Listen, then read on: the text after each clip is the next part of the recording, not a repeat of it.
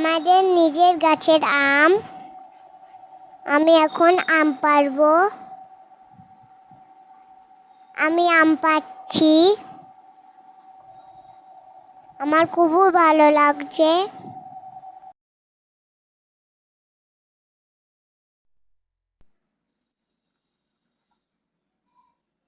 আম পাড়া